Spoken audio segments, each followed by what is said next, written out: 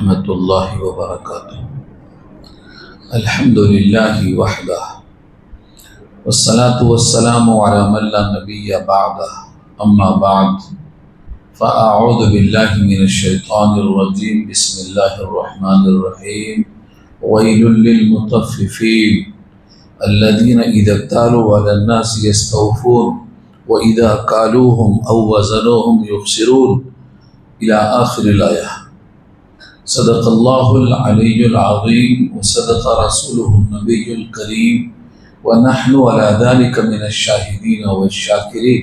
اللہم الہمنا رشدنا واعذنا من شرور انفسنا، اللہم وفقنا لما تحب وترضى من القول والفعل والنیہ۔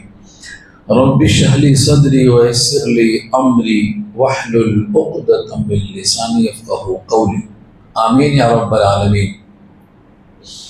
محترم حضرات، معزز سامعین، ملی بھائیوں، بزرگوں اور دوستوں، آج کی گفتگو کا عنوان ہے سورہ تطفیف۔ تطفیف تفعیل کے وزن پر یہ مصدر ہے، اس کے معنی ہے کم کرنا، کمی کرنا یا کم کرنا۔ اور تطفیف کے معنی آتے ہیں اللہ نے جس چیز کو پورا کرنے کا حکم دیا ہے اسے کم کر دینا، جیسے ناپ تول میں تول کر دینا ہے یا گن کر دینا ہے، اس میں کم کر دینے کی مذمت آئی ہے۔ ابن عباس رضی اللہ تعالیٰ عنہ کے قول کے مطابق یہ سورت مدنی ہے۔ ابن مسعود رضی اللہ تعالیٰ عنہ کے قول کے مطابق یہ سورت مکی ہے۔ جب مدینہ میں آئے تو مدینے میں بہت سے لوگ ناپ تول میں کمی کرتے تھے، اسی موقع پر یہ سورت نازل ہوئی اور ناپ تول میں کمی کرنے والوں کی سخت مذمت اس سورت میں آئی ہے۔ اسی لیے چاہے وہ ناپ کر یا تول کر یا گن کر کسی طریقے سے کسی کا اگر حق ضائع ہوتا ہے تو اس کی سخت مذمت آئی ہے۔ اگر کوئی انسان ملازمت کرتا ہے، جتنے وقت کی تنخواہ لیتا ہے اتنا وقت نہیں دیتا ہے، وہ بھی تطفیف میں شامل ہے۔ پوری صلاحیت کا استعمال نہیں کرتا ہے، کاہلی کرتا ہے، یہ بھی تطفیف میں شامل ہے۔ حضرت عمر ابن خطاب رضی اللہ تعالی عنہ نے فرمایا کہ لکل شیء وفاء و تطفیف، ہر چیز میں کمی اور برابری ہے، گنجائش موجود ہے۔ امام مالک نے نقل کیا ہے، ایک شخص نماز میں جلدی رکوع سجدہ کر رہا تھا، موطا میں حدیث موجود ہے۔ اس کے بارے میں فرمایا لقد تفقت فی الصلاۃ، تم نے نماز میں کوتاہی کی۔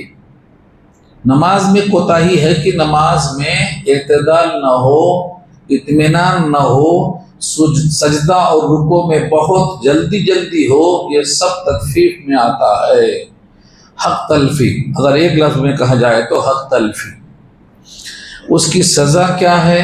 وائل ہے۔ یہاں سے الفاظ شروع ہوتے ہیں۔ اس سورت کے اندر 36 آیتیں ہیں اور ہمارا وقت صرف آدھے گھنٹے کا ہے، تو 36 آیتیں پوری نہیں ہوں گی، 18 آیتیں ہوں گی اور 18 آیتیں انشاءاللہ اگلے ہفتے میں ہوں گی۔ تو آج کے لیے جو 18 آیتیں ہیں اس کا پہلا لفظ ہے وائل۔ وائل کے معنی خرابی، ہلاکت، بربادی۔ اور ایک قول یہ ہے کہ جہنم کے ایک کنویں کا نام ویل ہے، جو ان کے لیے مختص ہے جو ان غلطیوں کے مرتکب ہوں گے۔ قرآن کریم میں کئی سورتوں کے شروع میں ویل کا لفظ آیا ہے، جیسے ویل لکل ہمزہ، ہمزہ اور لمزہ دونوں کے لیے ویل ہے۔ ایسے یہاں بھی لفظ ویل ہے، یعنی خرابی ہے۔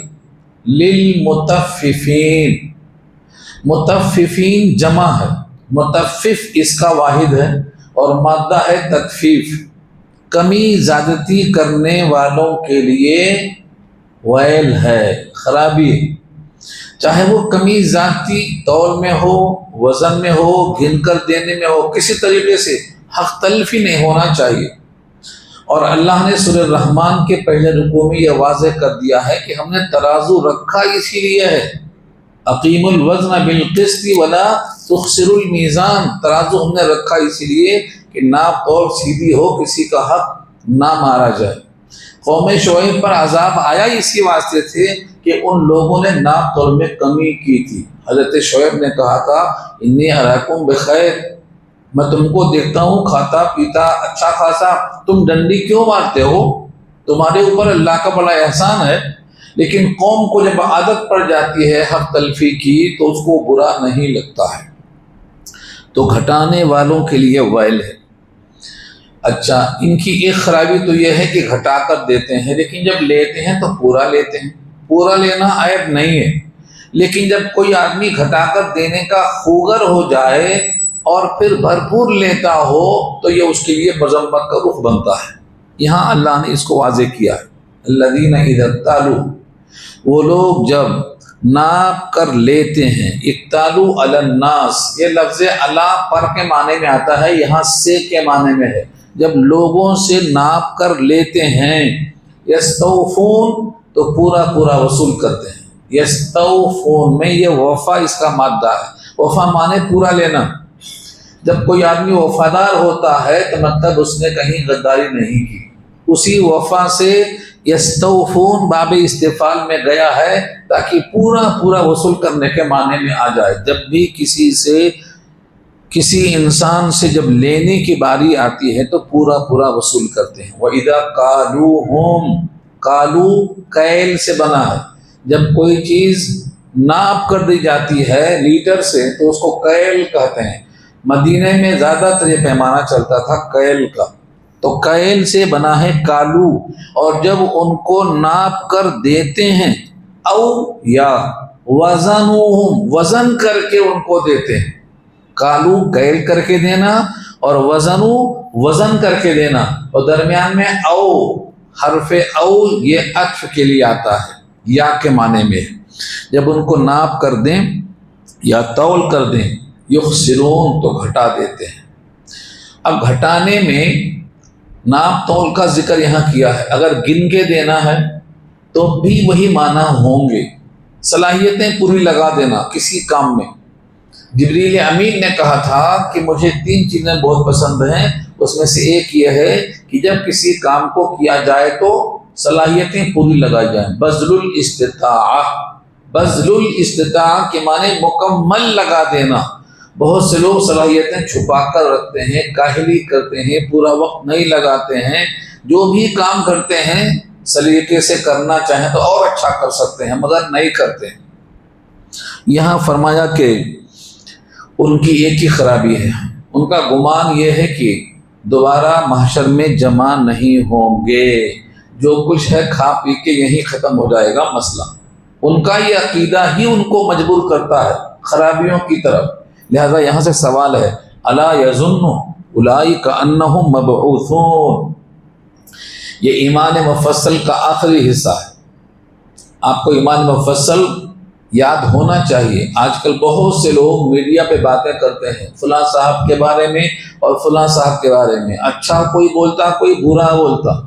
ایمان مفصل اگر یاد رہا تو کوئی برا بھلا نہیں بولتا کسی کو۔ ایمان مفصل 7 چیزوں پر مشتمل ہے، وہ پورا آپ مانتے ہیں تو ایمان ہے، ان میں سے کسی ایک کا انکار کرتے ہیں تو ایمان ناقص ہے۔ سیدھی سیدھی بات ہے۔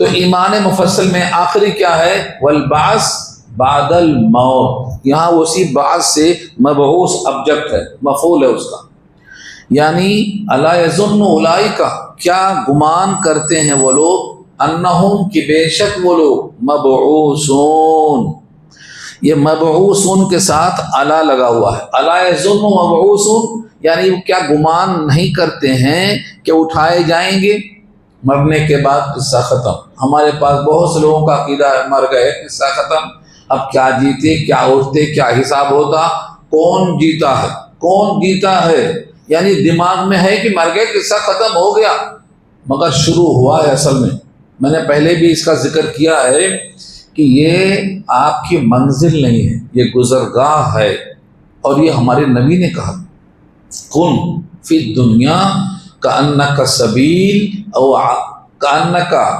کن فی الدنیا کأنک غریب او عابر سبیل، دنیا میں غریب کی طرح مسافر کی طرح رہو، یا گزرنے والے مسافر کی طرح گزر جاؤ، یہ منزل نہیں ہے۔ جب منزل نہیں ہے تو کوئی نہ کوئی تو منزل ہوگی، یہ اس سے پہلے کی راہ گزر ہے۔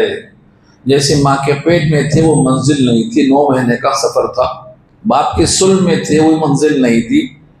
تو اس سے پہلے جتنے مراحل ہیں، مٹی سے لے کر غذا بننے تک، خون بننے تک، نطفہ بننے تک، علقہ مضغہ بننے تک، یہ سب کے سب راہ گزر تھے، اب بھی راہ گزر ہی ہیں۔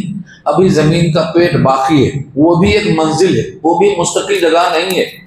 تو یہاں یہ بتایا گیا ہے کہ تمہارے عقیدے کا یہ حصہ ہونا چاہیے کہ مرنے کے بعد زندہ کیا جائے گا، ہر عمل کا حساب ہوگا۔ یہیں سے تیزی آتی ہے عمل کی۔ الا یظن اولئک انہم مبعوثون، کیا وہ خیال نہیں رکھتے ہیں کہ ان کو اٹھنا ہے؟ کب اٹھنا ہے؟ لیوم عظیم، ایک ایسے دن کے لیے جو بہت بڑا دن ہے۔ عظیم دن کیوں کہا؟ دنیا کے جتنے دن ہیں اس کے مقابل آخرت کے، قیامت کے، یوم المحشر کے، یوم الجمع کے، یوم التغابن کے، یوم الحساب کے، یوم الدین کے، اس کو بڑا دن کہا قرآن کریم نے۔ ایک جگہ نہیں، کئی جگہ کہا۔ تو بڑا دن کیوں کہا ہے؟ ایک تو یہ ہے کہ دنیا کے دنوں کے حساب سے 50,000 سال کا ایک دن ہوگا وہ، اور دوسرے آیت کے لحاظ سے 1,000 سال کا ایک دن ہوگا۔ سورہ سجدہ میں 1,000 سال کا ذکر ہے، سورہ معارج میں 50,000 سال کا ذکر ہے۔ اتنا بڑا دن ہوگا، اس لیے اس کو یوم عظیم کہا گیا ہے۔ اب سوال یہ ہے کہ 1,000 کس کے لیے ہوگا اور 50,000 کس کے لیے ہوگا؟ وہ آدمی کے اچھائی برائی کے لحاظ سے فیصلہ کیا گیا ہے۔ نیکوں کے لیے یہ 1,000 سال کا ہوگا، لیکن برے لوگوں کے واسطے 50,000 سال کا ایک دن ہوگا۔ کان مقدارہ 50,000 سنہ فاصبر صبرا جمیلا۔ تو انسان کو اتنا بڑا دن حاصل ہونے والا ہے، اس دن کے واسطے انسان کو کھڑا کیا جائے گا۔ کھڑا کرنے کے لیے صرف ایک آواز ہوگی بس، جیسے سورہ یاسین میں آیا ہے، ان کانت الا صیحۃ واحدۃ فاذا هم خامدون۔ یہ تو مرنے کے لیے ایک آواز ہوگی، سب مر جائیں گے، اور ایک آواز جب دوسری ہوگی تو سب کے سب کھڑے ہو جائیں گے، فاذا هم قیام ینظرون، کھڑے ہو کر دیکھیں گے کیا ہو گیا۔ اور جو مومن ہے وہ تو کہیں گے ھذا ما وعد الرحمن وصدق المرسلون، رسولوں نے سچ کہا تھا، رحمان نے وعدہ کیا تھا، یہی تو دن ہے۔ وہ آرام سے علم رب کی طرف چلے جائیں گے، نہ دائیں دیکھیں گے نہ بائیں دیکھیں گے۔ یہ ہے لیوم عظیم۔ اور آگے خود جملہ ہے، یوم یقوم الناس، جس دن کھڑے ہوں گے لوگ، لی رب العالمین۔ یہاں جو لام زیر لی ہے یہ تملیک ہے، رب العالمین کے لیے کھڑے ہوں گے، یعنی کسی اور کے لیے حاضری اور قیام نہیں ہوگا، رب العالمین کے لیے ہوگا۔ اور رب العالمین فرشتوں کے جھرمٹ میں، بادلوں کے ساتھ، جس کا ذکر سورہ بقرہ میں آ چکا ہے، جھرمٹ میں اللہ نزول اجلال فرمائیں گے، اور سب کے سب اللہ کے سامنے حاضر ہوں گے۔ اس میں سے حاضری کب تک ہوگی؟ کیا سوال ہوگا؟ یہ ترمذی کی روایت میں آتا ہے 5 سوال ہوگا، اور جب تک یہ 5 سوال نہیں ہوں گے، جواب نہیں ملے گا، کسی کے پاؤں جگہ سے ہلیں گے نہیں، کسی انسان کے پاؤں جگہ سے نہیں ہلیں گے۔ یہ ترمذی کی روایت میں حضور کے ارشاد بالکل صاف موجود ہیں، لا تزال قدم عبد یوم القیامت حتی یسأل عن 4، عن عمرہ فیما افناہ، وعن شبابہ فیما ابلاہ، وعن عمرہ فیما ابلاہ، وعن مالہ من این اکتسبہ وفیما انفقہ، وعن علمہ ماذا عمل فیہ۔ جوانی کہاں لگایا، زندگی کہاں لگایا، مال کہاں سے کمایا، کہاں خرچ کیا، اور جتنا علم تھا اس پر کتنا عمل کیا۔ یہ 5 سوالوں کے بغیر کوئی ہلے گا نہیں، یہاں کھڑے رہیں گے۔ اس وقت انسان کے لیے پسینہ نکلے گا، کیونکہ سب جمع ہوں گے۔ سارے انسانوں کے جمع ہونے کے لیے زمین بدلی جائے گی، زمین کو لمبا کیا جائے گا۔ یہ پیچھے ہم بول چکے ہیں سورہ ابراہیم کے حوالے سے۔ اللہ نے یہاں آگے فرمایا کلا، یہ کلا حرف ردا ہے، جھڑکنے کے لیے ہے کہ تمہارا خیال ہے اٹھائے نہیں جائیں گے، یہ غلط ہے۔ کلا، ایسا نہیں ہوگا۔ انا کتاب الفجار لفی سجین، بے شک فجار کے نام اعمال البتہ سجین میں ہوں گے۔ اس آیت کی تشریح کرتے ہوئے شارحین لکھتے ہیں یہ فجار فاجر کی جمع ہے۔ فجر معلوم ہے، فجر کو فجر کیوں کہتے ہیں؟ رات کی تاریکی کو پھاڑ کے صبح کی روشنی طلوع ہوتی ہے، اس کو فجر کہتے ہیں۔ اور فاجر اس کا اسم فاعل ہے، جو اپنی خواہشیں پوری کرنے کے لیے شریعت کی چادر پھاڑ دیتا ہے، اس کو فاجر کہتے ہیں۔ اسی سے مترادف لفظ ہے فاسق بھی، فاجر ہو فاسق ہو اسی کو کہا جاتا ہے۔ تو ایسی انسانوں کو فجار کہا جاتا ہے۔ فجار کتاب بمعنی مکتوب، نام اعمال، کتاب زندگی، یہ سب کے سب جتنے ہیں کہاں ہوں گے؟ لفی سجین، البتہ سجین میں ہوں گے۔ سجین کے بارے میں لکھا ہے اسی آیت کے ذیل میں کہ ساتوں زمین سے نیچے۔ یہیں سے یہ بات معلوم ہوئی کہ زمین کے 7 طبق ہیں۔ ابواب المظالم میں بخاری کی حدیثیں موجود ہیں، اگر کسی نے ایک بالش زمین جبرن لے لیا تو اس کے گلے میں قیامت میں 7 طبق زمین کا طوق پہنایا جائے گا، تو بھی کبھی یوم القیامہ۔ وہاں 7 طبق زمین کا ذکر ہے، اور یہاں اس آیت کے ذیل میں سجین کو اس 7 طبق کے نیچے ہونے کا ذکر ہے۔ اور سورہ طور میں ایک جملہ ہے والبحر المسجور، سمندر بھڑکائے جائیں گے، اس کو لکھا ہے کہ جہنم چونکہ نیچے ہے اور یہ سمندر کا پانی اس کے پھٹنے کے بعد اس کا حصہ بن کر گرم ہو کر شامل ہو جائے گا، اس لیے جہنم زمین کے نیچے ہے، یہ سب کا اتفاق ہے۔ جہنم لائی جائے گی محشر کے میدان میں، یہ بھی اسی کے تائید میں کرتا ہے۔ تو سجین نیچے ہے 7 زمین سے، اور اسی کا مطالعہ کرتے ہوئے مجھے نظر آیا کہ روح بھی وہیں ہوتی ہے، فجار کی روح بھی اسی سجین میں ہوتی ہے جہاں ان کے نام اعمال ہوتے ہیں۔ اور علیین جس کا ذکر آگے آئے گا وہاں پر ابرار کی روح اور نام اعمال ہوتے ہیں، اس کا بھی ذکر یہاں موجود ہے۔ حضرت تھانوی نے لکھا ہے، درر منصور کے اندر بھی لکھا ہے، حضرت کی جو کتاب ہے بیان القرآن وہاں بھی واضح کر دیا ہے۔ تو فرمایا کہ فجار کے نام اعمال یعنی گناہگاروں کے نام اعمال البتہ سجین میں ہیں۔ آگے اللہ خود پوچھتے ہیں سجین تمہیں معلوم بھی ہے، تم معلوم نہیں کر سکتے، وما ادراک ما سجین، اور تمہیں کیا معلوم سجین کیا ہے؟ کتاب مرقوم، کتاب بمعنی مکتوب، لکھا ہوا، رجسٹر ہے، کتاب بمعنی مکتوب، اور مرقوم کے معنی لکھا ہوا۔ لکھا ہوا ایک دفتر ہے، بس ایک دفتر لکھا ہوا ہے، اور وہ مہر بند ہے، یعنی سب کے اعمال وہاں محفوظ ہیں اور اس میں حذف ہونے کا کوئی امکان نہیں ہے۔ جب وہ کھولا جائے گا تو اس دن ہلاکت ہوگی۔ کس کی ہلاکت ہوگی؟ جو اس سجین والے رجسٹر کو نہیں مانتا، اس ریکارڈ کو جھوٹا سمجھ رہا ہے، سمجھتا ہے گناہ کا کوئی رجسٹر نہیں ہے، کوئی ریکارڈ نہیں ہے، ان تمام کے لیے ویل ہے، یعنی آخرت کو جو نہیں مانتا، حساب کتاب کو نہیں مانتا، اس کے لیے ویل ہے۔ یہ لفظ بار بار آتا ہے، ویلن ہلاکت ہے، یومئذ اس دن، للمکذبین جھٹلانے والوں کے لیے۔ جھٹلانے والے سے مراد جو سجین کو یا رجسٹر کو یا ریکارڈ کو یا آخرت کو، یعنی ایمان کی جو 7 چیزیں ایمان مفصل میں ہیں ان میں سے کسی کو انکار کرتا ہے، تکذیب کرتا ہے، تو اس کے واسطے ویل ہے۔ ویل یومئذ للمکذبین، اور تکذیب کرنے والے سب سے زیادہ یہاں جو مراد ہے الذین یکذبون بیوم الدین، وہ لوگ جو جھٹلاتے ہیں فیصلے کے دن کو۔ بیوم الدین یہ وہی ہے جو مالک یوم الدین سورہ فاتحہ میں ہے، اور اس کے میں نے کئی نام بتائے، قرآن میں کم سے کم 17-18 نام آتے ہیں اس کو اللہ نے مختلف نام سے یاد کیا ہے، جیسے یوم التغابن ہار جیت کا دن، یوم المحشر، یوم الجمع، یوم الندامہ، یوم الحسرات، ایسے کتنے نام خود قرآن میں موجود ہیں۔ ان تمام کا حاصل یہ ہے کہ جو جھٹلاتا ہے انصاف کے دن کو، اس کے لیے وہ اس دن ہلاکت ہوگی، اور اسے کیا کہا جائے گا؟ اس سے کہا جائے گا یہ ہے تم جس کو جھٹلایا کرتے تھے، اب دیکھو یا جھٹلاؤ۔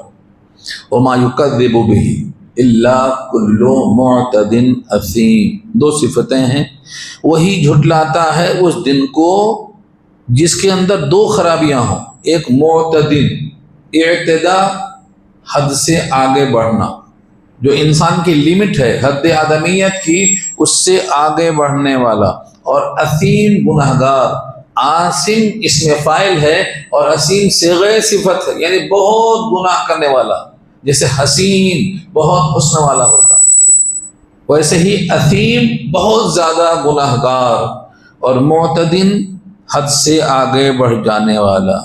جو اپنے حد سے آگے بڑھ جائے، بہت گناہگار ہو، ایسا ہی انسان جھٹلاتا ہے۔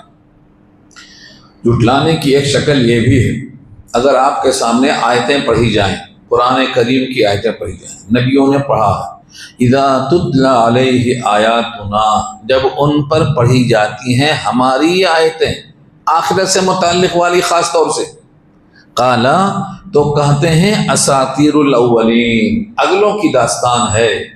اولین اول کی جمع ہے، اور اساطیر اسطورہ کی جمع ہے، لکھی ہوئی داستان۔ جب فرعون کا ذکر آتا تو کہتے ہیں فرعون کی داستان ہے، نمرود کی کہانی ہے، یعنی مکے والے ہر موقع پہ ہی کہتے تھے اساطیر الاولین، یہ تو اگلوں کی داستان ہے، ہمیں اس سے کیا کرنا ہے، یہ کہہ کر کے وہ جھٹلا دیا کرتے ہیں۔ کلا، اللہ نے یہاں پھر کلا استعمال کیا، اور کلا حرف ردا ہے، یعنی یہ بات غلط ہے، یہ بات غلط ہے، صرف داستان نہیں ہے بلکہ ان کا انجام بھی یہاں بیان کیا گیا ہے، اور یہ بتانا مقصد ہے کہ جو ایسا جھٹلانے والا ہے اس کا بھی انجام ایسا ہی ہوگا، یہ کہا گیا یہاں پر۔ کلا بل رأنا علی قلوبہم، بلکہ زنگ لگ گیا ہے ان کے دلوں پر، یہ بہت اہم لفظ ہے، اور یہ صرف کافروں کے لیے نہیں ہے، تذکرہ تو یہاں کافروں کا ہے لیکن یہ عمل ہر ایک کے ساتھ لگا ہوا۔ کلا بل رأنا علی قلوبہم، بلکہ زنگ پکڑ لیا ہے ان کے دلوں پر۔ زنگ کیوں پکڑتا ہے؟ سورہ بقرہ میں آ چکا ہے، پہلے پارے میں، جب انسان گناہ کرتا ہے اس گناہ کا ایک نقطہ اس کے دل پہ پڑتا ہے، اگر توبہ کر لیتا ہے تو پھر وہ نقطہ ختم ہو جاتا ہے، اور اگر وہ توبہ نہیں کرتا پھر گناہ کرتا ہے تو ایک نقطہ پھر پڑ جاتا ہے۔ بلا من کسب سیئۃ واحاطت بہ خطیئتہ، یہ پہلے پارے کی آیت ہیں۔ بلا من کسب سیئۃ واحاطت بہ خطیئتہ، جس نے گناہ پر گناہ کیا اور اس کے دل کو خطاؤں نے گھیر لیا تو اب اس کے دل پہ زنگ لگ گیا، اور یہ ایک جگہ نہیں ہے، کئی جگہ کئی آیتوں میں مضمون ہے، یہاں بھی وہی مضمون ہے۔ تو چاہے کوئی بھی انسان ہو، جب گناہ کرے گا تو دل پہ زنگ لگے گا، اور اس کی دھلائی کی شکل توبہ ہے۔ توبہ کے جتنے اوصاف ہیں وہ کئی دفعہ آ چکے ہیں۔ توبہ کرنے سے وہ گناہ دھل جاتا ہے، اور اگر وہ توبہ نہیں کرتا ہے تو نقطہ باقی رہتا ہے، اس کو ران سے کہا، یہاں ران کہا ہے، دوسری جگہوں میں زائن کہا ہے، تیسری جگہوں میں اور بھی الفاظ آئے ہیں، جیسے حدیث میں بھی آتا ہے لِكُلِّ شَيْءٍ سِقَالَةٌ وَسِقَالَةُ الْقُلُوبِ ذِكْرُ اللَّهِ، ہر چیز کو ایک سائیکل ہے، صفائی کا ذریعہ ہے، اور دل کی صفائی کا ذریعہ اللہ کی یاد ہے۔ تو یہ زین اور رین کا جو لفظ آتا ہے ان کے دلوں پر زنگ پکڑ چکا ہے۔ یہ زنگ کیوں پکڑتا ہے؟ بما کانوا یکسبون، علی قلوبہم ما کانوا یکسبون، کہیں بما کانوا یکسبون ہے، کہیں ما کانوا یکسبون ہے، اس وجہ سے جو وہ کماتے تھے، گناہ کا عمل کماتے تھے، اس کی بنا پر دل میں ان کے زنگ لگ گیا ہے۔ اس کی پہلی سزا کیا ہوگی؟ یہ اپنے رب سے غافل ہیں، دنیا میں غافل ہیں، اور جو انسان دنیا میں اللہ سے غافل ہوتا ہے آخرت میں اللہ کے دیدار سے محروم ہوگا، یہ پہلی سزا ہے۔ یہاں سے شافعی مفتی شفیع صاحب رحمۃ اللہ نے لکھتا ہے کہ کیا لکھا ہے کہ ہر انسان میں دیکھنے کی طلب ہے، اللہ سے ملنے کی طلب ہے، اگر طلب ہی نہیں ہوتی تو سزا کیسے ہوتی ہے؟ ہر انسان چاہے جتنا گناہ گار ہو اس کو اپنے رب سے ملنے کی آرزو ہوتی ہے، دیکھنے کی آرزو ہوتی ہے۔ دنیا کا کوئی مذہب والا انسان ہو، چاہے وہ غلط محنت کر رہا ہو، انجام غلط نکلتا ہو، لیکن اس کی کوشش ہوتی ہے کہ وہ اپنے مالک کو راضی کرے، اپنے مالک کو خوش کرے، اپنے مالک کو دیکھے، اور یہ اس کا عمل جو گناہ کا ہے مالک کو دیکھنے سے محروم کر دے گا۔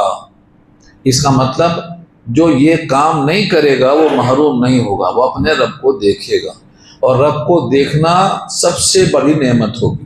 جنت میں جانے کے بعد بھی جنت کی ہر نعمت ہیچ نظر آئے گی دیدار الہی کے مقابل میں۔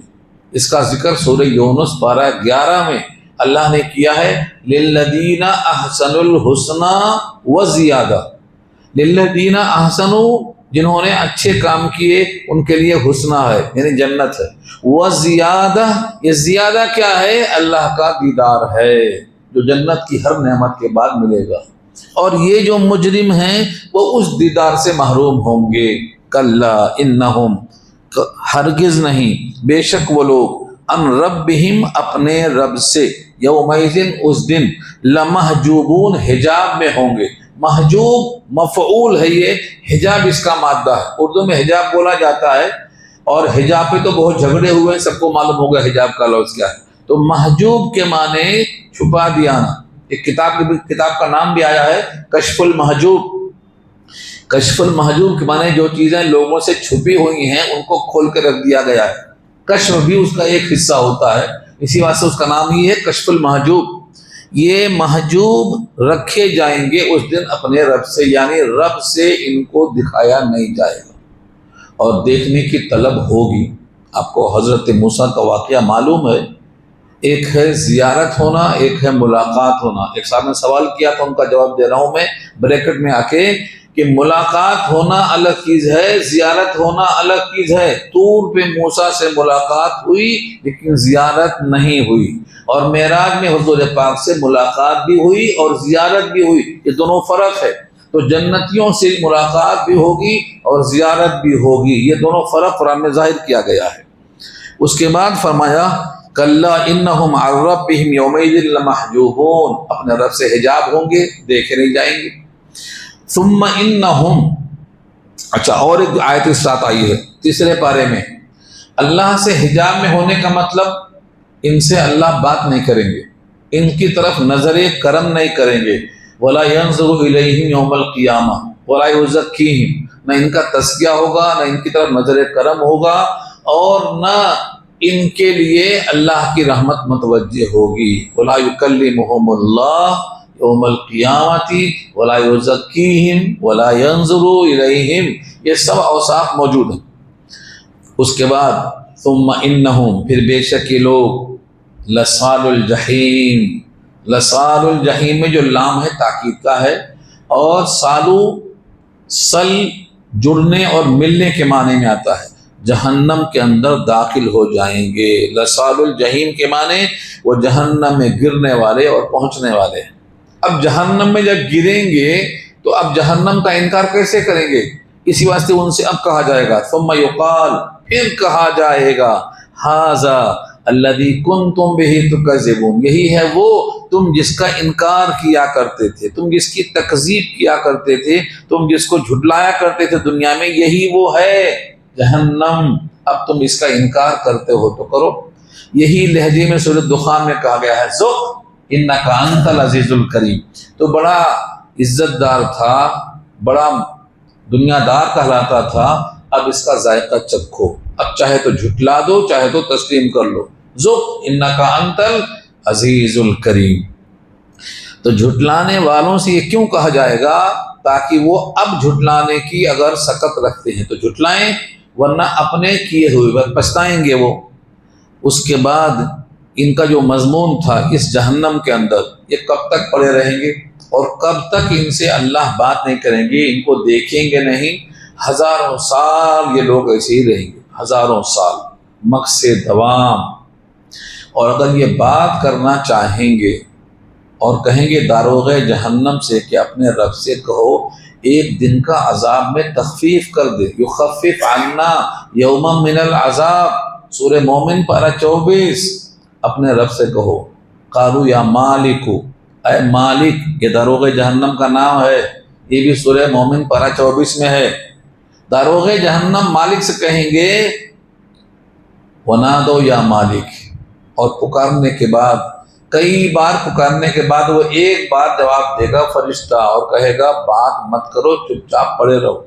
इख्सऊ फीहा वला तुकल्लिमून, ये भी आयत सूरे मोमिन की है। बात मत करो, बस चुपचाप पड़े रहो। हजारों साल पुकारने के बाद ये फरिश्ता जवाब देगा, और अल्लाह का उनसे बात ना करना ये पहले आ चुका है। ना अल्लाह उनको देखेगा, ना उनसे बात करेगा, ना नजर रहमत पड़ेगी, क्योंकि उन्होंने अल्लाह की रहमत को हासिल करने का जो तरीका था एतराफ़, उसका उन्होंने इनकार कर दिया है।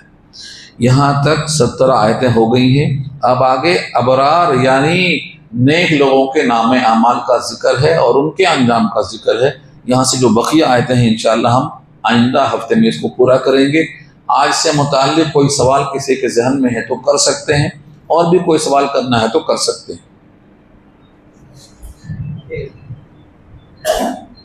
आप सवाल बारे में ज़ियारत के आदाब, और एक आदमी अमेरिका में, एक बेटा अमेरिका में हो और यहाँ बाप यहाँ पर है, तो उस बारे में कैसा है, ये बार बार कब विजिट करना है,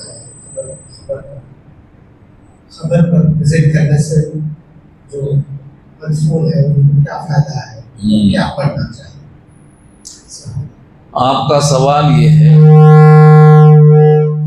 कब्रिस्तान में जो लोग मदफून हैं उनकी ज़ियारत वाजिब है, सुन्नत है, मुस्तहब है, क्या है, और कितने दिन में उनकी ज़ियारत करना चाहिए, और इससे उनको क्या फ़ायदा है और ज़ियारत करने वालों को क्या फ़ायदा है। ये तो सवाल बहुत तवील है और इसका मैंने जवाब बहुत तफसील से दे दिया है।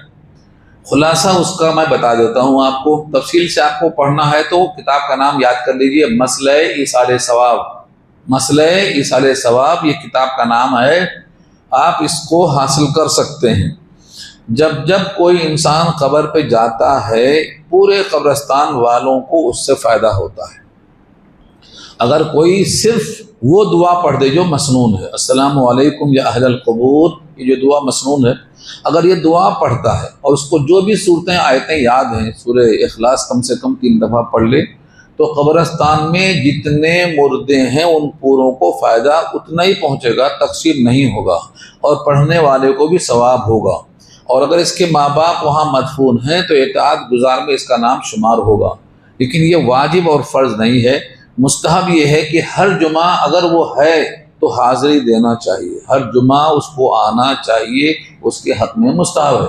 लेकिन अगर वो दूर है, नहीं आ सकता है, तो दुनिया में जहाँ भी है वो रब्बना ग़फ़िरली वली वालिदैया, ये जो आयत है सूरह इब्राहीम पारा 13 की 41 नंबर की आयत है, अगर ये कसरत से पढ़ता रहे तो इंशाअल्लाह इससे भी उनके माँ बाप की मग़फ़िरत होगी और इनका शुमार इताअत गुज़ारों में हो जाएगा। हाज़िरी होना वाजिब नहीं, सुन्नत मुअक्कदा नहीं, मुस्तहब के दर्जे में है। अगर कोई हाजिर नहीं हो सकता है तो कायनात में जहाँ भी है वो दुआ पढ़ सकता है। वैसे भी जब आप नमाज में अस्सलामु अलैना व अला इबादिल्लाहि सालिहीन पढ़ते हैं तो ज़मीन व आसमान में कोई बचता नहीं है जो सालिहीन हो और आपका सलाम ना पहुँचता हो, बग़ैर माइक के पहुँचता है। हाँ, माइक की भी ज़रूरत नहीं है यहाँ, माइक तो इजाफी चीज़ है, बाद लोगों ने आयत कर दिया है।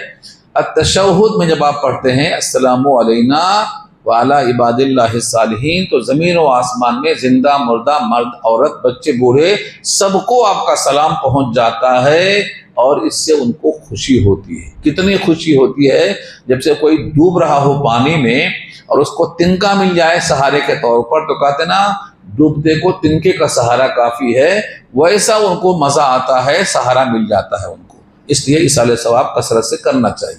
जी, अस्सलाम वालेकुम। अभी जो सो दुनिया का जो दिन हो रहे हैं, तो आखिरत का एक दिन दुनिया के 50,000 बरस के बराबर होगा और दूसरी जगह सुने कि 1,000 बरस के बराबर होगा।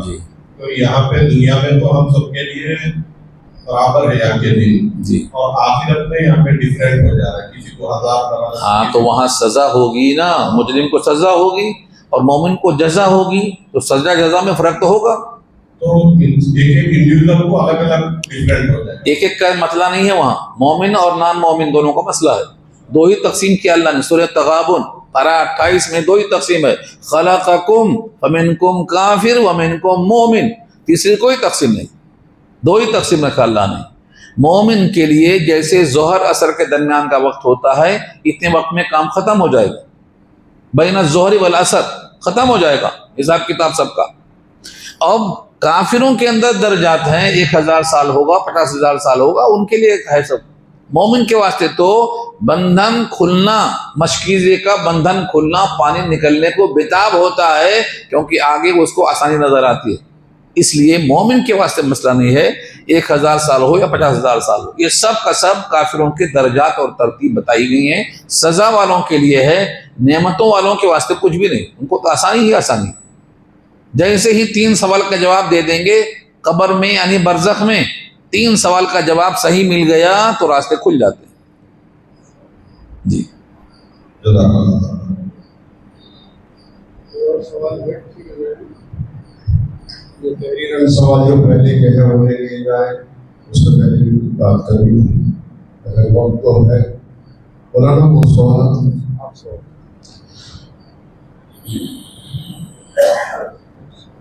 پچھلے پروگرام میں بتایا گیا تھا کہ مکے میں اگر داخل ہو رہے ہیں تو آپ نے داخل ہونا. مجھے یہ معلوم کرنا ہے کہ رسول جو ہے 2 عمرے کیے تھے، ایک حج کیے تھے، تو مکے میں رہتے ہوئے عمرے کیے تھے یا مدینے سے جا کے کیے تھے؟ 4 عمرے کی آپ نے، ایک تو عمرۃ القضاء اور ایک آپ نے جعرانہ سے کیا تھا، اور مدینے سے آنے کے وقت کیا تھا. ذوالحلیفہ جو مقام ہے وہاں سے آپ نے تیاری کی تھی. تو اس میں آپ کو کیا پوچھنا کیا ہے وہ سوال میں سمجھ میں آ گیا. کہ حضور جو ہے مکے میں کتنے بار، مدینے سے کتنے بار مکے میں انٹر ہوئے تھے، یا وہ جب بھی انٹر ہوئے تھے عمرہ کیے تھے؟ تو یہ جو مسئلہ آپ پوچھ رہے ہیں یہ تو حضور کا فرمان ہی سنا رہا ہوں نا میں. جب بھی کوئی آفاقی یعنی وہاں کا نہ رہنے والا جب بھی مکے میں آئے تو اس کو احرام میں آنا چاہیے. یہ ابو داؤد کی حدیث ہے، کتاب الحج کھولو ابو داؤد میں نکل جاتی ہے حدیث. جب حضور کا حکم موجود ہے تو حضور کا عمل نہیں دیکھا جائے گا، کیونکہ عمل میں تخصیص کا امکان ہے لیکن قول میں تخصیص کا امکان نہیں رہتا. اور قولی حدیث قوی ہوتی ہے عملی حدیث کے مقابل میں. سمجھ میں آ رہا ہے؟ بس ہاں کچھ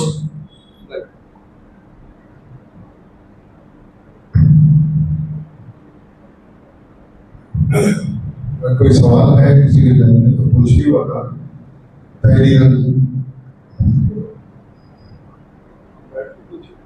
السلام علیکم. وعلیکم السلام. اور صاحب یہ بلیوں کو پالنا گناہ ہے نہیں تو ہے نا؟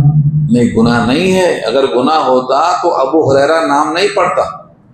ابو ہریرہ کس نے نام رکھا؟ حضور نے رکھا. ابو ہریرہ کنیت ہے. ایسے صحابی کی جن کی حدیثیں سب سے زیادہ ہیں وہ ابو ہریرہ ہیں، اور ان کا نام اس لیے پڑا کہ ان کے گود میں بلی کا بچہ تھا. اس بچے کے ساتھ حضور نے دیکھ لیا تو کہا ابو ہریرہ، ان کا نام پڑ گیا ابو ہریرہ. اگر پالنا منع ہوتا تو حضور بولتے دیکھو اس کو، نہیں بولتے. ہاں اسی واسطے ابو ہریرہ ان کا نام باقی رہا، دیکھا نہیں آپ نے. اچھا مطلب یہ بلی کو پال رہے ہیں تو وہ طہارت وغیرہ کا عمل کرتی ہے، وہ اس کو پاک ہونا کیسے؟ بھائی وہ تو جو پالتے ہیں ان سے پوچھنا پڑے گا، وہ تو مجھ سے نہیں پوچھ سکتے آپ، کیونکہ میں تو پالتا نہیں ہوں. کتاب میں جو لکھا ہو بتاؤں گا. بلی پالنا سنت ہے ابو ہریرہ کی، ابو ہریرہ کی سنت ہے. اگر وہ غلط ہوتا تو حضور ان کو منع کر دیتے. اب کیسا وہ پالتے تھے، کیسا گود میں رکھتے تھے، وہ تو آپ کو کرنا پڑے گا. پاکی ناپاکی تو اس کے بیاس بھی نکلتی ہے، فضلہ نکلتا ہے، آپ اس کو بچنے کی کوشش کرنا چاہیے.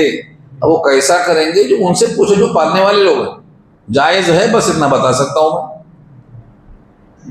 جی چھوٹا سا سوال آخری.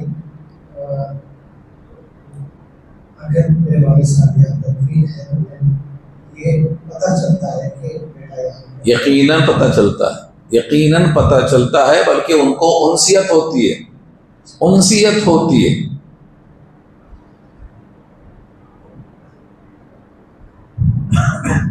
کوئی سوال کسی کے اس تعلق سے تحریر سوال جی دیجیے، ابھی ہے 10 منٹ۔ بات کریں کوئی پوچھنا ہے؟ کتاب کا نام ایصال ثواب ہے۔ مسئلہ ایصال ثواب، اس کو بند کر دو، یہ تو سوال ہو گیا ہے، یہ سوال ہو گیا، یہ سوال جواب ہو گیا، 24 جون ہو گیا ہے سوال جواب، پورے نہیں لکھے، جواب دینے کے بعد میرے ذہن میں آ جاتا۔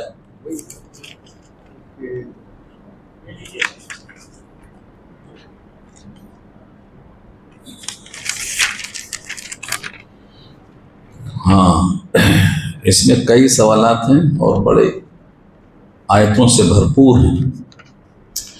سورہ نور آیت نمبر 35 کا پہلا جملہ ہے اللہ نور السماوات والارض، اللہ آسمانوں اور زمین کا نور ہے۔ کسی عالم نے کہا ہے کہ یہ اسم اعظم ہے، بات کہاں تک درست ہے بتائیں؟ دیکھیے، اسم اعظم کا تعین کسی حدیث میں صراحتاً نہیں ہے، جیسے لفظ اللہ ہے اس میں ذاتی ہے، اور جس آیت میں اللہ کا لفظ ہوگا اس کے تعارف کے ساتھ ان تمام آیتوں میں امکان ہے، جیسے آیت الکرسی ہے، وہاں بھی امکان ہے، یہاں بھی امکان ہے۔ قرآن کریم کی جن آیتوں میں، جیسے سورہ آل عمران کی پہلی آیت ہے الف لام میم اللہ لا الہ الا هو الحی القیوم، حی القیوم کے ساتھ تعارف ہے۔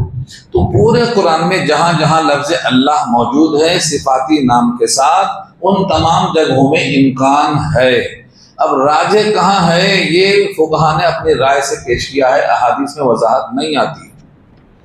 اب یہاں پر جو لفظ ہے اللہ نور السماوات میں، نور بمانا منور ہے، نور روشنی کو بولتے ہیں، اور منور روشنی کرنے والا، یہ منور ہے۔ تو زمین اور آسمان کا وہ نور ہے، یعنی منور ہے، اگر وہ چاہے تو کائنات کو تاریک کر دے، چاہے تو روشن کر دے، تو اللہ منور ہے۔ اب چونکہ یہاں لفظ اللہ بھی موجود ہے اور اس کے صفات بھی موجود ہیں، لہٰذا یہاں بھی اسم اعظم کا ہونا امکان ہے، انکار نہیں کیا جا سکتا۔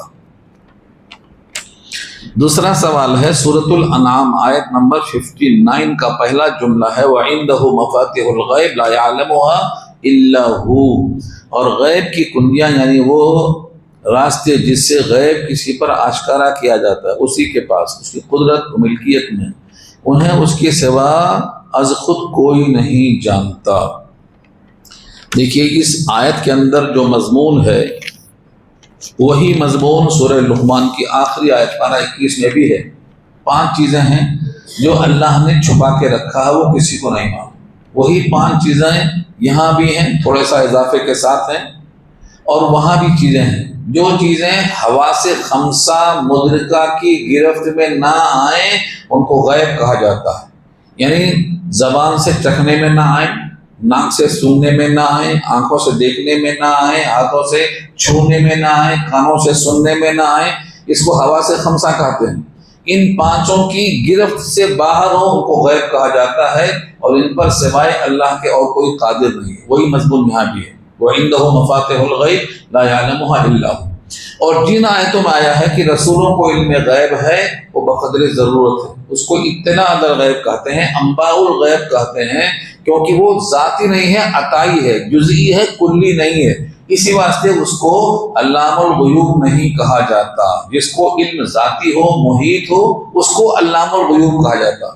اس لیے تمام رسول بیک زبان محشر کے میدان میں کہیں گے کہ ہم کو نہیں علم ہے، علام الغیوب تو آپ ہیں۔ سورہ مائدہ کے آخری رکوع میں ہے یوم یجمع اللہ الرسل فَيَقُولُ مَاذَا أُجِبْتُمْ قَالُوا لَا عِلْمَ لَنَا إِنَّكَ أَنْتَ عَلَّامُ الْغُیُوب، آپ ہیں علام الغیوب، آپ کو معلوم ہے قوم نے کیا جواب دیا، ہم کو علم نہیں ہے، کیونکہ ہمارا علم ذاتی نہیں ہے، محیط نہیں ہے، کلی نہیں ہے، عطائی ہے، جزئی ہے، بقدر ضرورت ہے۔ یہ تمام رسولوں کا اعتراف سورہ مائدہ کے آخر میں موجود ہے۔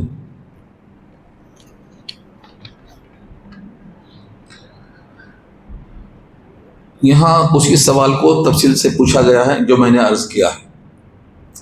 یہی بات قرآن میں اور بھی جگہ موجود ہے، مگر بعض عالم یہ کہتے ہیں محمد صلی اللہ علیہ وسلم ہر غیب کا علم رکھتے تھے، ہر غیب کا علم رکھتے تھے۔ آپ ہر علم غیب رکھتے تھے تو بھی وہ عطائی ہے کہ ذاتی ہے؟ عطائی ہے، ذاتی تو کسی نبی کا نہیں ہے۔ جب ذاتی نہیں ہے تو پھر وہ اللہ کے مماثل نہیں ہے، اور اللہ کا علم جو محیط ہے اس کے برابر نہیں ہے، تو پھر کوئی اشکال ہی باقی نہیں بچتا۔ اور دلیل کے طور پر ایک حدیث کا حوالہ دیتے ہیں کہ یہ روز حضور نے اعلان کیا کہ جس کو جو چاہیے پوچھے جواب دوں گا۔ چنانچہ ایک نے اپنے باپ کے بارے میں پوچھا، حضور نے بتایا کہ تمہارے باپ ہی اصل باپ ہیں، اور کسی دوسرے نے سوال کیا کہ میرا باپ کون ہے، تو حضور نے اس کا باپ کے بجائے کسی اور شخص کا نام لیا۔ قرآن سے تو یہ ثابت نہیں ہے، پورا غیب صرف اللہ ہی جانتا ہے اور کوئی نہیں۔ اس ضمن میں اصل حقیقت کیا ہے وضاحت فرمائیں۔ یہ جو واقعہ آپ نے بیان کیا ہے یہ بخاری میں موجود ہے۔ آپ نے کہا جس کو جو پوچھنا ہے پوچھو، تو اس کا مطلب نہیں کہ میں از خود جواب دوں گا، اس کا مطلب یہ نہیں ہے آپ جب پوچھیں گے تو میں جواب دوں گا۔ میرے پاس جو سورس ہے، میرے کان میں جبریل بولیں گے، اللہ ان کو دے گا۔ چنانچہ جب جبریل نہیں آئے، اللہ نے نہیں دیا، تو 17 دن گزر گئے، جواب نہیں دیا آپ نے۔ 17 دن گزر گئے، جواب نہیں دیا۔ اور جب 17 دن کے بعد جبریل آئے تو حضور سے کہا کہ جبریل تم دیر سے کیوں آتے ہو، میں تمہارا انتظار کیا کرتا ہوں۔ کہا آپ نے انشاءاللہ نہیں کہا تھا نا، انشاءاللہ نہیں کہنے سے میں روک دیا گیا تھا۔ سورہ کہف میں یہ مضمون موجود ہے، وَلَا تَقُولَنَّ لِشَيْءٍ إِنِّي فَاعِلٌ ذَلِكَ غَدًا إِلَّا أَن يَشَاءَ اللَّهُ۔ اور یہی انشاءاللہ نہیں کہا تھا سلیمان نے، تو 100 عورتوں سے کوئی بچہ نہیں پیدا ہوا۔ انشاءاللہ نہیں کہنے کی وجہ سے امام بخاری نے یہ باب قائم کیا۔ تو انبیاء کے کان میں جبریل بتاتے ہیں، کان میں اشارہ کر رہا ہوں، طریقے اور بھی بتانے کے ہیں، 7 طریقے ہیں اس کے۔ تو جبریل کا نہ آنا، حضور کا نہ دینا اور آپ کا جواب نہ دینا، یہ سب علامت ہے کہ اوپر سے پیغام آتا ہے تو آپ جواب دیتے ہیں۔ اس کا مطلب جو تم پوچھو میں جواب دوں گا، از خود جواب دوں گا بغیر فرشتے کے، یہ دعویٰ نہیں ہے اس کے اندر، لہذا یہ اضافہ ہے۔ آخری سوال سورہ توبہ آیت نمبر 111 نمبر ہے۔ یہ بہت مشہور آیت ہے۔ اللہ نے خرید لیا ہے ایمان والوں سے ان کی جان اور مال، اس کے بدلے میں جنت ہے۔ وہ لڑتے ہیں اللہ کے راستے میں، قتل ہوتے ہیں، قتل کرتے ہیں، یہ اللہ کا وعدہ تورات میں بھی، انجیل میں بھی، قرآن میں۔ جو اس عہد کو پورا کرے گا اللہ کی طرف سے خوشخبری قبول کر لو اگر تم اس بات پر راضی ہو، یہ بڑی کامیابی کی چیز ہے۔ یہ تو آیتیں بہت مشہور ہیں۔ اب اس میں سوال یہ ہے، کیا ایسے حالات میں ہمیں اللہ نے جو موقع دیا ہے اس سے استفادہ کر لینا چاہیے یا اس موقع کو ضائع کر دینا صحیح ہوگا؟ دیکھیے، اپنا اپنا ظرف اور اپنی اپنی ہمت۔ ایک آدمی کبڈی کھیلتا ہے، کنارے کنارے گھوم کے آ جاتا ہے، اور ایک آدمی کبڈی کھیلتا ہے، بیچ میں گھس جاتا ہے جا کے، تو اپنی اپنی ہمت کی بات ہے۔ یہ تو میدان خالی پڑا ہے۔ البتہ اس پر ایک کتاب آئی ہے قاری احمد صاحب کی، انہوں نے لکھا ہے تبلیغ بالیقین کار نبوت ہے، تبلیغ بالیقین کار نبوت ہے، یہ کتاب کا نام ہے، تبلیغ بالیقین کار نبوت ہے۔ اگر آپ دعوت دے رہے ہیں جان اور مال کو لے کر اسی یقین کے ساتھ جو انبیاء کو حاصل تھا کہ مجھے اس سے آخرت کمانا ہے، تو یہ کار نبوت ہے، یہ بہترین موقع ہے۔ اور جس کو دنیا میں عیش کرنا ہے وہ یہ کام نہیں کر سکتا۔ ہاں، یہ مشقت والا کام ہے۔ انبیاء کو پتھر کھانا پڑا، تانے کھانا پڑا، کان سے ایسی باتیں سننا پڑا جو ناگوار کہلاتی ہیں، اور یہ اللہ نے خود کہا، آل عمران میں کہا وَلَتَسْمَعُنَّ مِنَ الَّذِينَ أُوتُوا الْكِتَابَ مِن قَبْلِكُمْ وَمِنَ الَّذِينَ أَشْرَكُوا أَذًى كَثِيرًا۔ بہت تکلیفیں سنو گے، مشرکوں سے سنو گے۔ آج بھی ہندوستان میں اگر کوئی دعوت دین دیتا ہے تو جیل میں بند ہے، مار کھا رہا ہے، ان کو دھلائی کی جاتی ہے، تکلیفیں وہاں بھی ہوتی ہیں، نبی کے زمانے میں جو ہوتی تھی وہی آج تکلیفیں ہیں۔ حق کا کام کریں گے تو آزمائش ضرور ہوگی، اور اس پر ایک شاعر نے کہا تھا وہ یہیں سے لوٹ جائیں جنہیں زندگی ہو پیاری۔ ہاں، یہ قدم قدم بلائیں، یہ سواد کوئے جانا، وہ یہیں سے لوٹ جائیں جنہیں زندگی ہو پیاری۔ مزہ چاہیے تو گھر میں آرام سے بیٹھو نا، اور اگر آپ کو واقعی درجات چاہیے تو مشقت تو جھیلنا پڑے گا۔ جیسے انبیاء کو مشقت آئی ہیں آپ کو بھی آئیں گی، مشقتیں برداشت نہیں کر سکتے ہیں تو درجات عالیہ کی خواہش بھی آپ نہیں کر سکتے ہیں، مشقت جھیلنا پڑے گا۔ سب سے زیادہ مشقت ہمارے نبی کو آئی، سید الانبیاء کو آئی۔ آپ سب سے زیادہ محبوب ہیں اللہ کو، اشد الناس بلاء الانبیاء الامثل فالامثل، سب سے زیادہ حضور کو تکلیفیں آئی ہیں، تو اگر تکلیفیں جھیل سکتے ہیں تو جنت تیار ہے، تو وعدہ اللہ کا موجود ہے۔ جی، کوئی سوال کسی کو اور کرنا ہے؟ نہیں اس سے بولیے آپ، اس میں آواز برابر نہیں ہے۔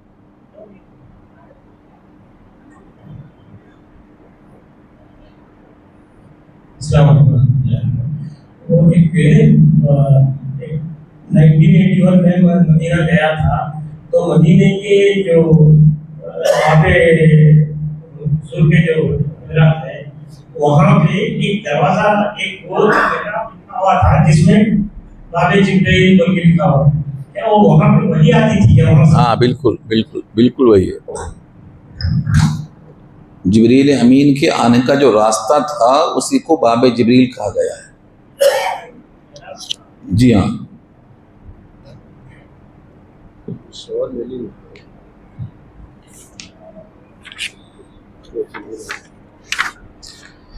اس پرچے میں بھی 2 سوال ہیں، سوال بہت مختصر ہیں۔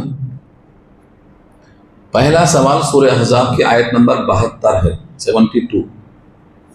انا عرضنا الامانۃ علی السماوات والارض والجبال، یہ پوری آیت ہے، بڑی مشہور آیت ہے یہ۔ بے شک ہم نے اپنی امانت پیش کی آسمانوں اور زمین اور پہاڑوں پر، تو انہوں نے اس کے اٹھانے سے انکار کیا اور وہ اس سے ڈر گئے، اور انسان نے اسے اٹھا لیا، بے شک وہ ظالم بڑا نادان ہے۔ یہ بات سمجھ میں نہیں آتی، آسمان اور زمین پہاڑ تو اللہ کے فرما بردار مخلوق ہیں، پھر ان کو ذمہ داری دینا اور کس کے لیے دینا سمجھ میں نہیں آیا، اور ان کا انکار پھر انسان کیسے اٹھایا یہ ذمہ داری، کچھ شبہات ہیں، دور کر دیں تو مناسب ہوگا۔ یہ سوال کا جواب بہت تفصیل سے ہم دے چکے ہیں اس سے پہلے۔ اصل میں ایک ہوتا ہے انکار باغیانہ اور ایک ہوتا ہے انکار عاجزانہ۔ یہاں جو انکار ہے وہ باغیانہ نہیں ہے، عاجزانہ ہے۔ جیسے آپ کسی بچے کو بلاتے ہیں، بچہ یہ تھیلا اٹھا کے وہاں رکھ دیں، بولتا ہے صاحب میں دب جاؤں گا، مجھ سے اٹھے گا نہیں، یہ بڑا بھاری ہے یہ، تو یہ عاجزانہ ہے، یہ باغیانہ نہیں ہے۔ اور اس کی تصدیق خود اللہ نے کی ہے۔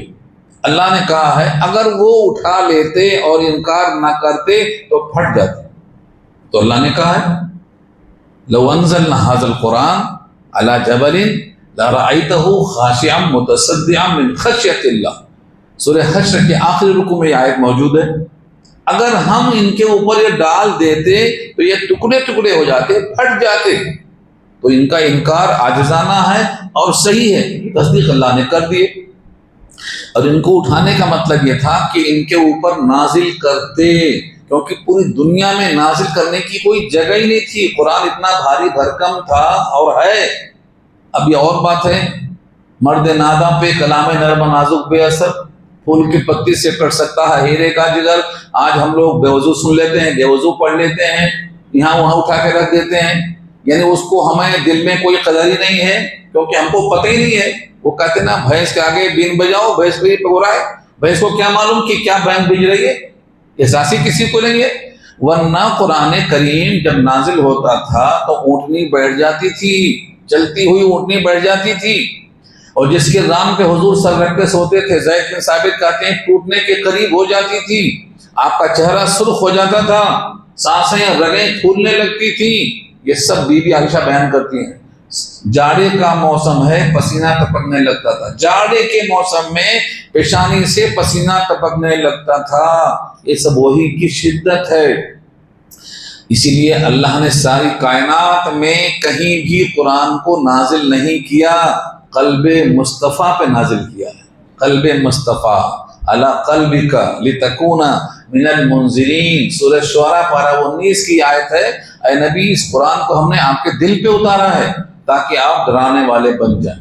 اگر نبی کی زبان سے نکلا ہوا لفظ آپ کو حدیث کی شکل میں قابل قبول نہیں ہے تو قرآن بھی وہیں سے آیا ہے، وہ آپ کو قابل قبول کیسے ہو رہا ہے؟ یہ دوہرا معیار ہے مسلمانوں کا جو بعض گمراہ بکھر چکے ہیں۔ حضور کی زبان سے ہی قرآن نکلا ہے، قرآن کوئی کتاب بن کے نہیں آیا ہے۔ حضور نے کہا یہ قرآن ہے، قرآن میں لکھو، فلاں آیت فلاں کے بعد لکھو، اور یہ قول ہے اس کی تشریح ہے جس کو حدیث میں لکھو۔ یہ حضور نے فیصلہ کیا ہے، حضور ہی کا ایک قول آپ نہیں مانتے ہیں اور ایک مانتے ہیں تو گویا معلم کی تعلیم کا انکار کرتے ہیں آپ۔ تو یہاں پر یہ بات کہی گئی ہے کہ وہ بحیثیت مخلوق کے اس بارے گناہ کو نہیں اٹھا سکتے۔ اب دوسرا جو لفظ ہے وہ حملہ الانسان انہ کان ظلوما جہولا، انسان نے اٹھا لیا، اس سے حضور مراد ہیں کلمہ پڑھنے والے انسان کلمہ پڑھ کے وعدہ کرتے ہیں کہ ہم اس کو بھگتیں گے، اس کو جھیلیں گے، لیکن زندگی بھر مخالفت کرتے رہتے ہیں۔ اور اسی کو شاعر نے کہا ہے لوگ آسان سمجھتے ہیں مسلمان ہونا، یہ شہادت گہے الفت میں قدم رکھنا ہے، یہ شہادت گہے الفت میں قدم رکھنا ہے۔ لوگ آسان سمجھتے ہیں مسلمان ہونا، یہ ہے مظلوم انسان جو قرآن تو اٹھاتا ہے، کلمہ تو پڑھتا ہے، وعدہ تو کرتا ہے، لیکن منمانی کرتا ہے۔ انہ کان ظلوما جہولا کا مصداق وہ ہے۔ اس لیے یہاں پر جو علی انسان ہے یہ استغراق کا نہیں ہے، وہ انسان جو حق ادا نہیں کرتا ہے وہ ہے ظالم اور جاہل۔ جو اس کا حق ادا کرتا ہے وہ تو بہترین انسان ہے۔ خیرکم من تعلم القرآن وعلمہ، بہترین انسان ہے۔ تو قرآن کی عنایتوں کا محمل یہ ہے کہ واقعی یہ بھاری بھرکم ہے، سب میں زیادہ بوجھ اٹھانے کی طاقت نبی کے دل میں رکھی اللہ نے، اس لیے قرآن کو آپ نے اٹھایا اور امت تک پہنچایا، اور زندگی پوری ہمیشہ فکر میں رہے کہ امت تک کہ قرآن کیسے پہنچ جائے۔ لیکن آج امت اس میں غافل ہے، قرآن کے پہنچانے والے کو بھی شک کی نگاہ سے دیکھتی ہے، ان کو پیسہ آ رہا ہوگا، کوئی فنڈ آ رہا ہوگا، یہ کیسی محنت کر سک رہے ہیں، کہاں سے اتنی ہمت آ گئی، کہاں سے ایسا کام شروع کر سک رہے ہیں، یہ شک کی نگاہوں میں آ رہے ہیں کیونکہ ان کو اہمیت نہیں معلوم۔ تیسرا سوال لے لوں؟ ہاں بولیے۔ وزن کا تعلق آپ بولے یہ تمثیلی ہے یا کیا؟ تمثیلی کیوں ہے؟ اگر پہاڑ کا نازل کرتے تو پھٹ جاتا، تو تمثیلی کیسے؟ انسان کیوں نہیں پھٹ جاتا؟ انسان نہیں پھٹتا کیونکہ یہ موٹی چمڑی کا ہے۔ پہاڑ کے مقابلے میں ہاں دیکھو پہاڑ کے بارے میں پہلے پارے میں کیا کہا؟ پہاڑ کے بارے میں پہلے پارے میں اللہ نے کہا وَإِنَّ مِنَ الْحِجَارَةِ لَمَا يَتَشَقَّقُ مِنْهُ الْأَنْهَارُ وَإِنَّ مِنْهَا لَمَا يَهْبِطُ مِنْ خَشْيَةِ اللَّهِ، اللہ کے ڈر سے انہیں کانپ رہا ہے، پھٹ جا رہا ہے، آنسو نکل رہے ہیں، انسان میں نہیں نکلتا۔ تو انسان کو بنایا اللہ نے ایسا کہ بڑا مضبوط ہے۔ یہ کوئی فرعون نہیں پیدا ہوا پہاڑ میں، سب فرعون انسان میں پیدا ہوئے۔ قارون کہاں پیدا ہوا؟ انسان میں پیدا ہوا۔ جتنے مجرم ہیں کوئی پہاڑ میں پیدا نہیں ہوتا، سب کے سب انسان میں پیدا ہوتے۔ تو انسان جو سرکش ہے اسی کا تذکرہ کیا گیا ہے۔ مخاطب تو دو ہی ہے نا، جنات اور انسان، کیا تو تمثیل ہے۔ تو یہ اللہ کا بوجھ ہے، اس میں کوئی شک کی گنجائش نہیں۔ اگلا سوال، گھنٹہ تو نہیں پورا ہوا نا،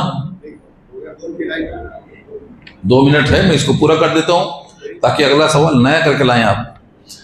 سورہ یاسین کی آیت وَمَن نُعَمِّرْهُ نُنَقِّصُهُ فِی الْخَلْقِ أَفَلَا يَعْقِلُونَ، اور ہم جس کی عمر دراز کرتے ہیں اوندھا کر دیتے ہیں پیدائش میں، تو کیا وہ سمجھتے نہیں؟ اس میں اوندھا کر دینے سمجھ میں نہیں آیا، اس سے اللہ کا کیا مطلب ہے؟ بچپن اور 55 ایک ہوتا ہے، یہی ہے مطلب اس کا۔ جیسے بچپن میں عقل نہیں ہوتی، ایک بات 100 مرتبہ پوچھتا ہے ابا یہ کیا ہے، ابا یہ کیا ہے، ایسے 55 میں آنے کے بعد سب بھول جاتا ہے۔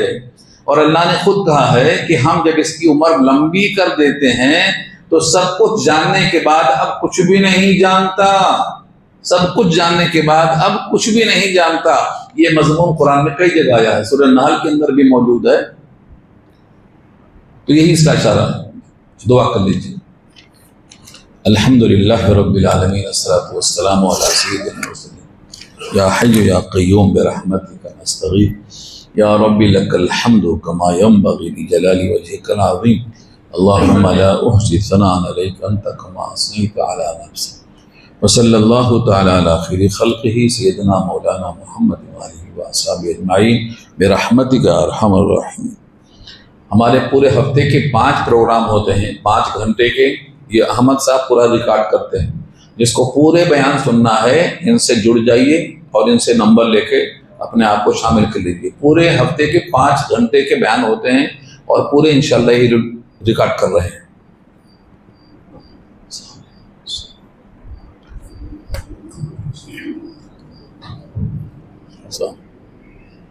کافر اور مسلم، ہاں، پھر منافق آنے گا، منافق کافر میں آتا، اس سے نیچے آتا، اس سے نیچے آتا۔ کافر کے نیچے۔ جی ہاں، السلام السلام علیکم، السلام علیکم، السلام علیکم، وعلیکم، خیریت سے ہیں؟ السلام علیکم۔